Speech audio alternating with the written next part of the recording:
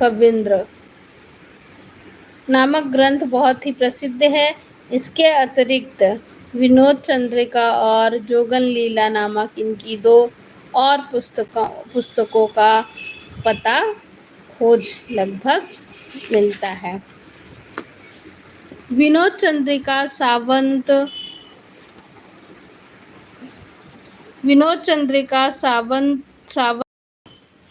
Light चली गई।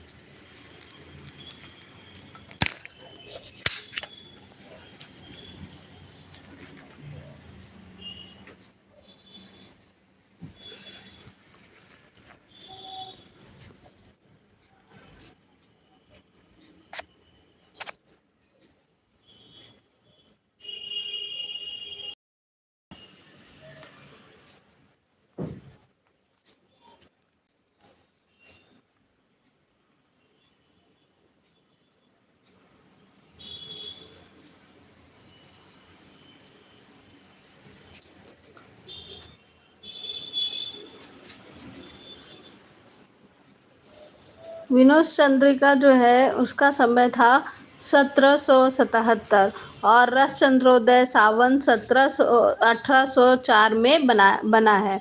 1804 में इन्होंने मतलब 1717 में इन्होंने लिखा था और रस चंद्रोदय जो है सावंत 1804 में लिखा गया।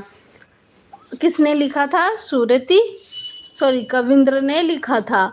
अतः इनका कविता काल सावंत 1804 या उसके आसपास या उसके आगे तक माना जा सकता है। ये अमेठी के राजा हिम्मत सिंह और गुरुदत्त सिंह के यहाँ रहते थे।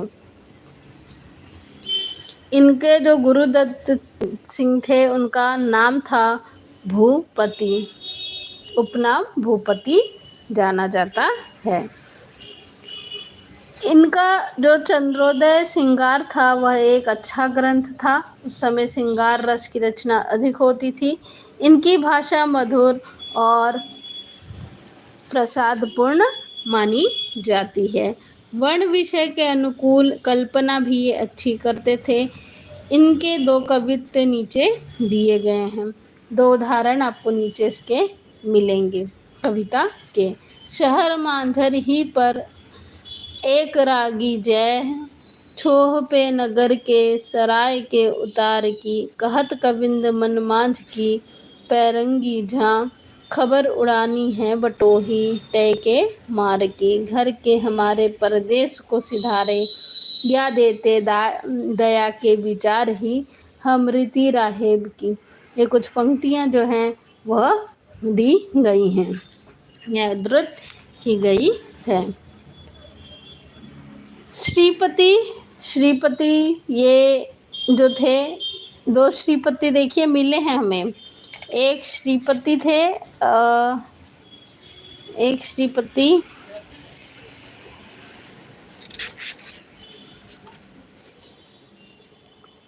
श्रीपति एक कालपी के रहने वाले कन्या कुब्ज ब्राह्मण थे। इन्होंने सावन 1717 में काव्य सरोज नामक रीति ग्रंथ की रचना की या रीति ग्रंथ बनाया। किसने रीति ग्रंथ बनाया था काव्य सरोज का? श्रीपति जी ने। इनके अतिरिक्त इन्होंने निम्नलिखित ग्रंथों की रचना नीचे की है।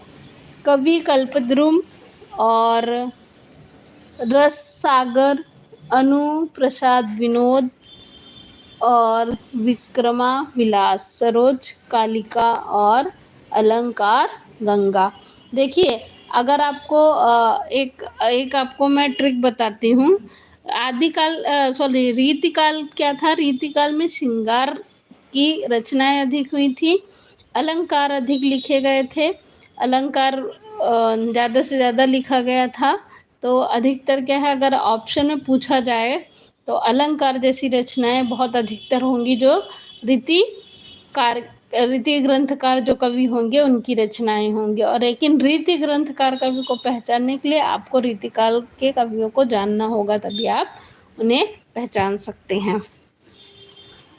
श्रीपति के काव्य के सब अंगों का निरूपण विशद रीति से किया गया है।